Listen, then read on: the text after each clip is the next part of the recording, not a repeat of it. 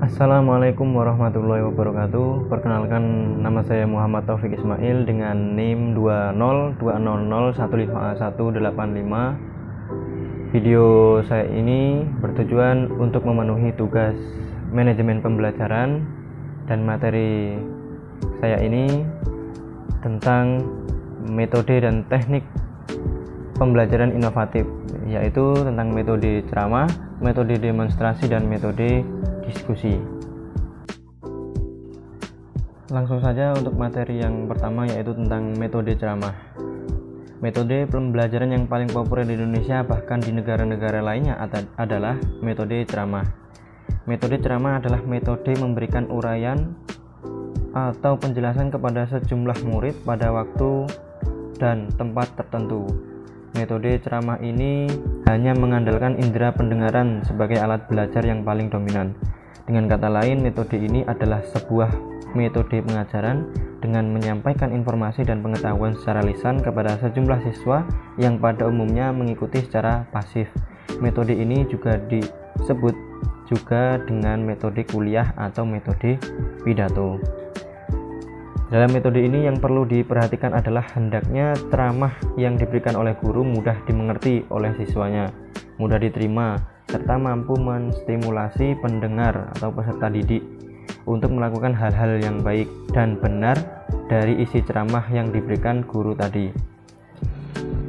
Dalam proses pembelajaran di sekolah, tujuan metode ceramah adalah menyampaikan bahan yang bersifat informasi, yaitu konsep, pengertian, prinsip-prinsip yang banyak serta luas. Menurut Abdul Majid tahun 2009 halaman 138, secara spesifik metode ceramah bertujuan untuk: yang pertama, menciptakan landasan pemikiran peserta didik melalui produk ceramah, yaitu bahan tulisan peserta didik, sehingga peserta didik dapat belajar melalui bahan tertulis hasil ceramah. Yang kedua, menyajikan garis-garis besar isi pelajaran dan permasalahan yang terdapat dalam isi pelajaran. Tiga, merangsang peserta didik untuk belajar mandiri dan menumbuhkan rasa ingin tahu dalam pemerkayaan belajar. 4. Memperkenalkan hal-hal baru dan memberikan penjelasan secara gamblang. 5. Sebagai langkah awal untuk metode yang lain dalam upaya menjelaskan prosedur-prosedur yang harus ditempuh peserta didik. Alasan-alasan guru menggunakan metode ceramah harus benar-benar dapat dipertanggungjawabkan. Itu metode ceramah ini digunakan karena pertimbangan. Yang pertama, anak-anak benar memerlukan penjelasan, misalnya karena baru atau guna menghindari kesalahpahaman. Yang kedua, benar-benar tidak ada sumber bahan pelajaran bagi peserta didik. 3. Menghadapi peserta didik yang banyak jumlahnya dan bila menggunakan metode lain sukar untuk diterapkan. Yang keempat, menghemat biaya, waktu, dan peralatan. Metode ini juga memiliki kelemahan dan kelebihannya. Dalam berbagai workshop yang diberikan oleh Center for Teaching Staff Development atau CTSD, dalam Hisham Zaini, Bermawi Munte, Sekar Ayu Aryani tahun 2009 halaman 91 menyatakan sebagai berikut. Kelebihan-kelebihan dari metode ceramah yaitu praktis dari sisi persiapan dan media yang digunakan, efisien dari sisi waktu dan biaya, dapat menyampaikan materi yang banyak, mendorong pengajar atau guru untuk menguasai materi, lebih mudah mengontrol kelas, peserta didik tidak perlu persiapan, peserta didik dapat langsung menerima ilmu pengetahuan. Dan kelemahan dari metode ceramah, guru lebih aktif sedangkan murid pasif karena perhatian hanya terpusat pada guru saja.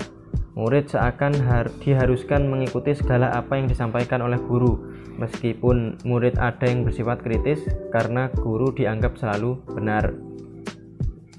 Murid akan lebih bosan dan merasa mengantuk karena dalam metode ini hanya guru yang aktif dalam proses belajar mengajar, sedangkan para peserta didik harus hanya duduk diam mendengarkan penjelasan yang telah diberikan oleh gurunya. Yang selanjutnya adalah metode demonstrasi. Metode demonstrasi adalah metode penyajian pelajaran dengan memperagakan dan mempertunjukkan suatu proses, situasi atau benda tertentu. baik sebenarnya maupun tiruan. Demonstrasi merupakan praktek yang diperagakan kepada peserta. Yamin Martinez tahun 2007 halaman 155 menjelaskan bahwa penggunaan metode demonstrasi dapat diterapkan dengan syarat memiliki keahlian untuk mendemonstrasikan penggunaan alat atau melaksanakan kegiatan tertentu seperti kegiatan yang sesungguhnya. Keahlian mendemonstrasikan tersebut harus dimiliki oleh guru dan pelatih yang ditunjuk. Setelah didemonstrasikan, siswa diberi kesempatan melakukan latihan keterampilan seperti yang telah diperagakan oleh guru atau pelatih. Sama halnya dengan metode yang lainnya, metode demonstrasi ini pun juga memiliki kelebihan dan kelemahan. Di antaranya yaitu kelebihan metode demonstrasi yang pertama, perhatian siswa lebih dapat terpusatkan pada pelajaran yang diberikan. B. Kesalahan-kesalahan yang terjadi bila pelajaran itu diceramahkan dapat diatasi melalui pengamatan dan contoh yang konkret yang ada pada metode demonstrasi. C. Memberikan motivasi yang kuat untuk siswa agar lebih giat belajar. D. Siswa dapat berpartisipasi aktif dan memperoleh pengalaman langsung. E. Beberapa masalah yang menimbulkan pertanyaan dapat dijawab ketika waktu mengamati proses demonstrasi. F. Demonstrasi dapat digunakan guru atau pelatih menyederhanakan penyelesaian kegiatan yang panjang, baik yang menyangkut pelaksanaan suatu prosedur maupun dasar teorinya. Kelemahan metode demonstrasi. Bila alatnya terlalu kecil atau penempatannya kurang tepat, menyebabkan demonstrasi itu tidak dapat dilihat jelas oleh seluruh siswa. B. Tidak semua hal dapat didemonstrasikan di dalam kelas. C. Bila waktu tidak tersedia cukup, maka demonstrasi akan berlangsung terputus-putus atau berjalan tergesa-gesa. D. Demonstrasi menjadi kurang efektif bila tidak diikuti dengan siswa sendiri yang bereksperimen dan menjadikannya pengalaman pribadi. E. Terkadang apa yang sudah didemonstrasikan berlainan dengan situasi nyata. Selanjutnya adalah metode diskusi. Metode diskusi adalah suatu cara mengajar dengan cara memecahkan masalah yang dihadapi, baik dua orang atau lebih, yang masing-masing mengajukan argumentasinya untuk memperkuat pendapatnya. Metode ini bertujuan untuk tukar-menukar gagasan, pemikiran, informasi atau pengalaman di antara peserta sehingga dicapai kesepakatan pokok-pokok pikiran atau gagasan atau kesimpulan. Untuk mencapai kesepakatan tersebut, para peserta dapat saling beradu argumentasi untuk meyakinkan peserta lainnya. Kesepakatan pikiran inilah yang kemudian ditulis sebagai hasil diskusi. Diskusi biasanya digunakan sebagai bagian yang tak terpisahkan dari penerapan berbagai metode lainnya, seperti penjelasan ceramah, curah pendapat, diskusi kelompok, permainan, dan lain-lainnya. Nah, di dalam metode diskusi ini juga ada beberapa syarat pelaksanaan metode, yaitu yang pertama, pendidik menguasai masalah yang didiskusikan secara utuh. Yang kedua, pokok-pokok masalah yang didiskusikan agar dipersiapkan lebih awal. Yang ketiga, memberikan kesempatan secara bebas kepada peserta didik untuk mengajukan pikiran, pendapat, atau kritikannya. Yang selanjutnya, D. Yang keempat, masalah yang didiskusikan diusahakan agar tetap pada pokoknya. Seperti metode yang sebelumnya, metode diskusi juga terdapat kelemahan dan kelebihan. Yang pertama, kekurangan.